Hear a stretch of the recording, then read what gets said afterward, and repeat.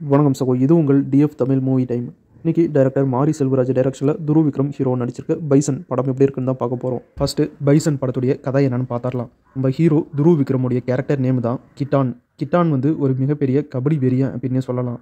எப்பேற்பட்ட ஒரு வீக்கான டீமை கொடுத்தாலும் அந்த டீமில் இவர் விளையாடி டீமையே ஜெயிக்க வச்சிருவார். அந்த அளவுக்கு ஒரு மிகப்பெரிய கபடி பிளேயர். ஆனால் அப்படி இருந்தாலும் நம்ம கிட்டானை அவருடைய சொந்த ஊர் கபடி டீம்லேயே சேர்த்துக்க மாட்டேங்கிறாங்க. இப்படி சொந்த ஊர் டீம்லேயே சேர்த்துக்காத நம்ம ஹீரோ எப்படி நம்ம இந்திய நாட்டோட கபடி டீமில் சேர்ந்தார், அதுக்காக அவருடைய வாழ்க்கையில் என்னென்ன பிரச்சனையெல்லாம் அவர் சந்தித்தார், அந்த பிரச்சனையால் அவருக்கும் அவருடைய குடும்பத்துக்கும் என்னெல்லாம் நடந்துச்சு, பல தடைகள் நம்ம ஹீரோவுக்கு வந்தாலும் கபடி பிளேயராக நம்ம ஹீரோ எப்படி ஜெயிச்சார் அப்படிங்கிறதெல்லாம் இந்த படத்தை பார்த்து நீங்களே தெரிஞ்சுக்கங்க.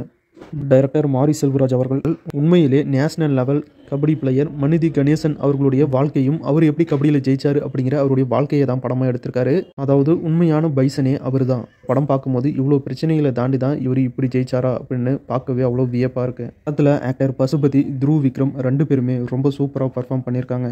ஆக்டர் பசுபதி எப்பயுமே அவருடைய ரோலை பக்காவாக பண்ணிடுவார். இந்த படத்தில் ரொம்பவே சூப்பராக பண்ணியிருக்காரு.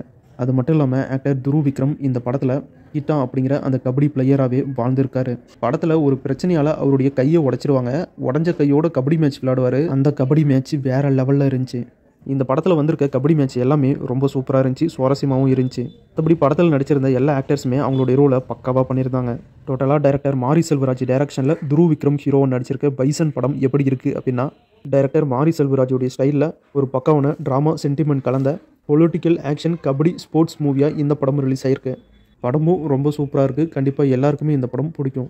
கபடி பிடிக்குன்னா கண்டிப்பாக பைசன் படமும் உங்களுக்கு பிடிக்கும். உண்மையிலே துருவ் விக்ரமுடைய முதல் படம்னா அது இந்த பைசன் படம் தான்.